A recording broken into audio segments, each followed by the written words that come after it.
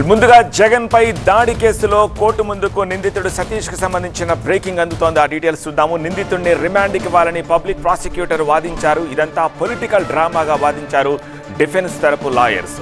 దాడి వెనుక రాజకీయ కుట్ర ఉందని వాదించారు పబ్లిక్ ప్రాసిక్యూటర్. అయితే నిందితుడు మేజరా మైనరా అన్న విషయంలో కూడా వాదోపవాదాలు అయినట్టుగా తెలుస్తోంది. 307 సెక్షన్ వర్తించదని నిందితుడి తరపు లాయర్స్ ఆర్గ్యూ చేశారు. రిమాండ్ అంశంపై కాసేపట్లో తీర్పు ఇవ్వబోతున్నారు సివిల్ అండ్ మెట్రోపాలిటన్ మ్యాజిస్ట్రేట్.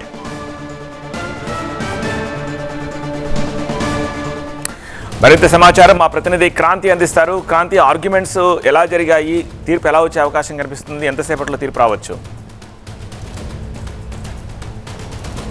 ఖచ్చితంగా కొద్దిసేపటి క్రితమే దీనికి సంబంధించి రిమాండ్ పైన తీర్పు పైన వాదనలు కూడా ముగిశాయి. దీనికి సంబంధించి ఓవరాల్గా చూసుకుంటే కనుక 307 వర్తిస్తుందా లేదా అనే దానికి సంబంధించి కూడా డిఫెన్స్ లాయర్ తన వాదనలు వినిపించడం జరిగింది.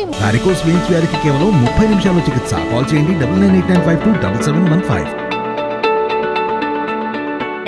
ముఖ్యంగా ఈ కేసుకు సంబంధించి నిందితుడిని ఎవరైతే అరెస్ట్ చేశారో సతీష్ ఏజ్కి సంబంధించిగా మొదటగా చాలాసేపు డిస్కషన్ అయింది. మేజరా మైనర్ అనే దానికి సంబంధించి డేట్ ఆఫ్ బర్త్ సర్టిఫికేట్కి సంబంధించి కానీ ఆధార్ కార్డుకి సంబంధించి కానీ వ్యత్యాసం ఉంది కాబట్టి అతను మైనర్ అని చెప్పి కూడా తన వాదనలు వినిపించడం జరిగింది. మరోపక్క సీఎం జగన్కి సంబంధించి జరిగిన దాడిలో చిన్న దెబ్బ మాత్రమే తగిలింది కాబట్టి 307 వర్తించదని, మరోపక్క అండ్ పూలమాల వేసేటప్పుడు కూడా చిన్నపాటి ఇంజురీ అయ్యేటటువంటి అవకాశం ఉంది, ఇందులో రాజకీయ కోణం ఉంది అని చెప్పి కూడా డిఫెన్స్ లాయర్ తన వాదనలు వినిపించడం జరిగింది. అయితే రిమాండ్కి సంబంధించి ఇవ్వాలా వద్దా అనే దానికి సంబంధించి అయితే మరికొద్దిసేపట్లో తీర్పు ఇచ్చేటటువంటి అవకాశం ఉంది. దీనికి సంబంధించి మనతో మాట్లాడడానికి డిఫెన్స్ లాయర్ అడ్వకేట్ మనతో పాటు ఉన్నారు. సరే చెప్పండి, వాదనలు ఎలా వినిపించారు, అసలు ఏ పర్పస్ మీద 307 పెట్టారు, ఏమని చెప్తున్నారు?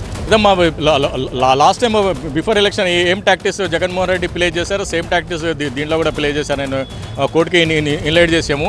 307 ఒకవేళ ఉంటే జగన్మోహన్ రెడ్డికి ఈ బాబుకి ఇనిమిటీ ఉండాలి. ఇనిమిటీ లేదు, ఎందుకంటే 307 ఎలా మెయింటైన్ అవుతుంది? అతనికి నాలెడ్జ్ ఉండాలి, అజంప్షన్ ఉండాలి, అతను ఎగ్జిక్యూషన్ చేయాలి. జగన్మోహన్ రెడ్డి చచ్చిపోయాలంటే చచ్చిపోయాడు. వాళ్ళు ఆలోచన చేసిన వాడు చిన్న రాయితో ఎందుకు ఆయన అటాక్ చేస్తారు చెప్పండి? మరి ఆయన నేషనల్ ప్లేయర్ ఉన్నాడా?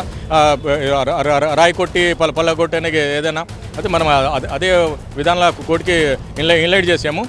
ఆ కోర్టు కూడా మా మాటని గమనించేసి విన్నారు. విన్న తర్వాత కూడా పీపీ సైడ్ కూడా వాదన వాళ్ళు ఇచ్చారు. లేదు కో అక్యూజ్ ఎవరు ఉన్నారు వాళ్ళు చెప్తున్న దాని ప్రకారం ఖచ్చితంగా టార్గెటెడ్గా కావాలనే కొట్టారు అని చెప్పి కూడా అటుపక్క పీపీ వాదనలు వినిపించడం జరిగింది. అవునమ్మా, అదే వాళ్ళ వాదన ఏముందంటే అదే కదా. ఇప్పుడు కాన్స్టిట్యూషన్ ఆర్టికల్ 22 కింద, ఎవిడెన్స్ యాక్ట్ 25 కింద కన్ఫెషన్ స్టేట్మెంట్కి ఎలా కోర్టు ఎస్టాబ్లిష్డ్ అవుతుంది, దాన్ని ఎలా కన్సిడర్ చేస్తానని కోర్టుకి ఇన్లైట్ చేసాం మనం.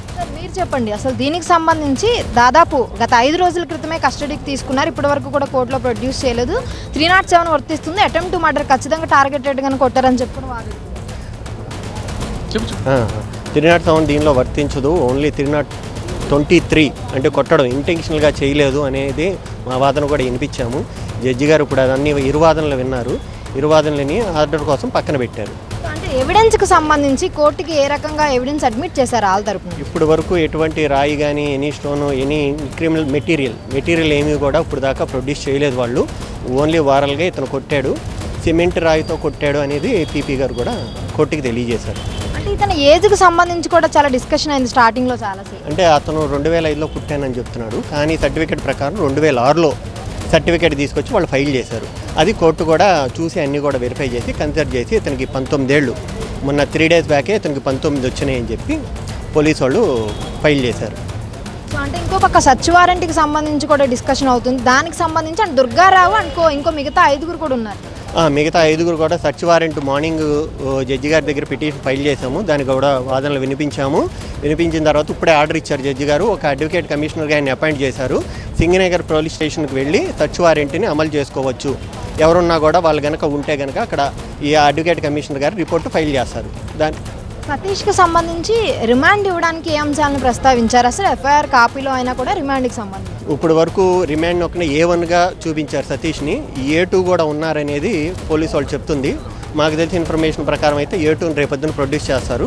అసలు కదంతా A2 అనేది అయినా కనుక చెప్తారేమో అని చూడాలి. ఇప్పుడు A1 ప్రకారం రాయి ఇతనే విసిరాడని చెప్పి పీపీ గారు కోర్టులో వాదనలు వినిపించారు సతీష్ అనే వ్యక్తి. సో ఇది ఓవరాల్గా చూసుకుంటే కనుక సతీష్ అనే వ్యక్తి దాడి చేసినట్టుగా ఎఫ్ఐఆర్ కాపీలో కూడా క్లియర్గా అదే మెన్షన్ చేయడం జరిగింది. సతీష్ అనే వ్యక్తి ఒక షార్ప్ రాయిని తన జేబులో పెట్టుకుని తీసుకొచ్చి టార్గెటెడ్గా కావాలని కొట్టారని కూడా ఎఫ్ఐఆర్లో మెన్షన్ చేశారు. సో అదే విషయం మీద డిస్కషన్ జరిగింది. సో మరికొద్ది సేపట్లోనే రిమాండ్ ఇస్తారా ఎవరా, ఇస్తే ఎన్ని రోజులు ఇస్తారు అనే దానికి సంబంధించి కూడా తీర్పు ఇచ్చేటటువంటి అవకాశం ఉంది. రైట్ క్రాంతి.